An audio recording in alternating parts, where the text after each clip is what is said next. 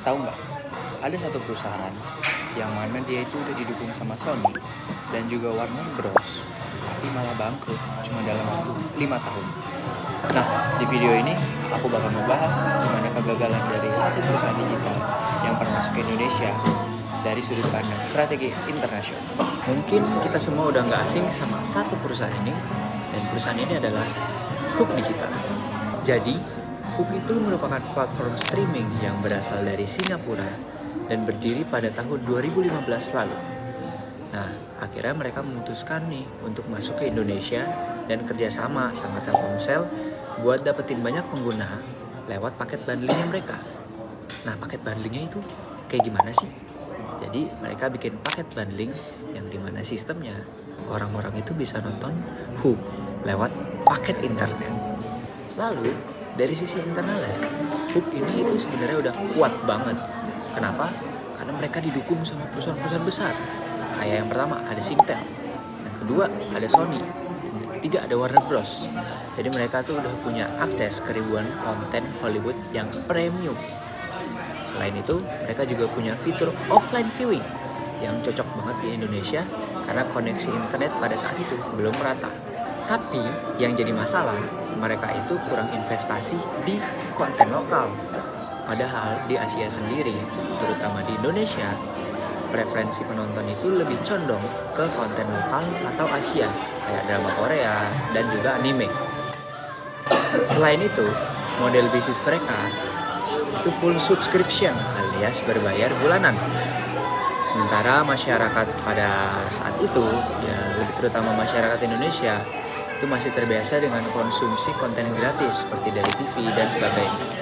Nah, dari sisi eksternal sendiri, sebenarnya peluang Hook ini itu gede banget. Indonesia punya lebih dari 270 juta penduduk dengan pengguna internet yang terus meningkat setiap tahunnya. Tapi ancamannya juga emang besar, karena Netflix masuk ke Indonesia pada tahun 2016 dan mulai investasi besar di konten Asia.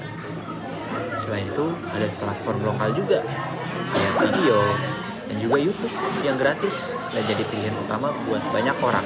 Nah, pada tahun 2020, akhirnya Hook memutuskan untuk menutup perusahaan.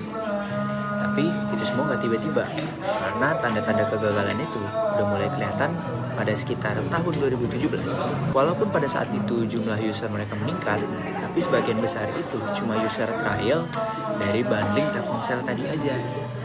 Sehingga tingkat konversi ke pelanggan berbayar itu rendah, dan banyak yang berhenti setelah masa gratis mereka itu habis. Kondisi ini terus berlanjut sampai akhirnya di tahun 2020 tadi. Tepatnya pada 30 April 2020, Hook resmi menghentikan operasionalnya setelah mengajukan kebangkrutan. Jadi sebenarnya kegagalannya Hook ini itu bukan sesuatu yang tiba-tiba muncul, tapi udah kelihatan dari beberapa tahun sebelum. Kalau diringkas, ada 3 penyebab utama kenapa Hook itu bisa tutup pada tahun 2020. Yang pertama, mereka gagal dalam melokalisasiin konten, itu yang pertama.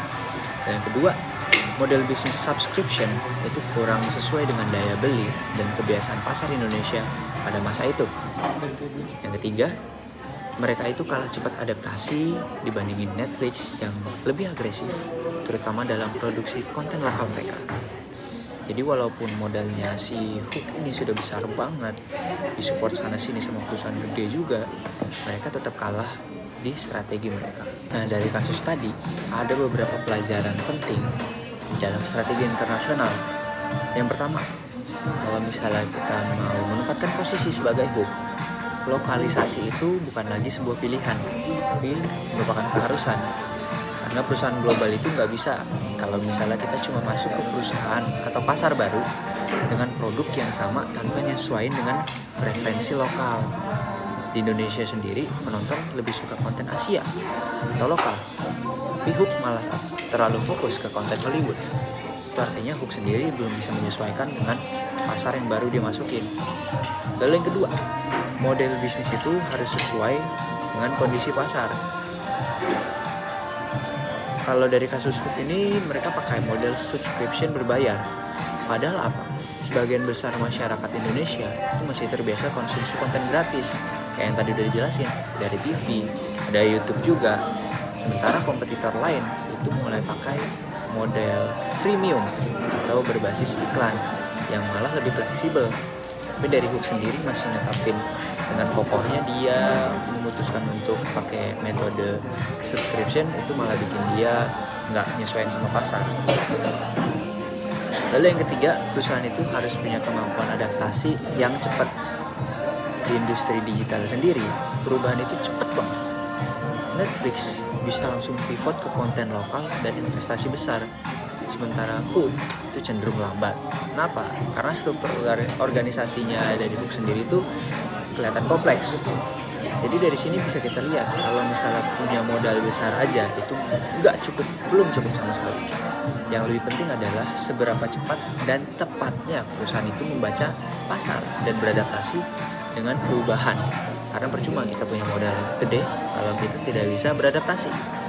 Sebagai penutup, dari kasus Hook ini nunjukin bahwa kegagalan dalam bisnis global itu bukan cuma soal kalah modal aja atau kalah besar, tapi lebih ke kesalahan dalam strategi juga. Hook sebenarnya udah punya hampir semua yang dibutuhkan buat sukses, mulai dari dukungan finansial, konten premium, sampai kemitraan yang strategis. Tapi karena mereka kurang dalam memahami pasar lokal, model bisnis yang kurang sesuai dan lambat beradaptasi, akhirnya mereka jadi tidak mampu buat bertahan. Jadi dari sini bisa kita simpulin bahwa dalam strategi internasional, memahami pasar lokal itu adalah kunci utama. Karena perusahaan harus fleksibel, harus adaptif, dan benar-benar ngerti gitu apa yang konsumen butuhin. Jadi kegagalan Hook ini bisa jadi pelajaran penting, terutama bagi perusahaan yang ingin ekspansi ke pasar global, bahwa strategi yang berhasil di satu tempat itu belum tentu banget bisa berhasil di tempat yang lain. Mungkin itu aja dari aku, kurang lebihnya mohon maaf. Terima kasih. Dadah.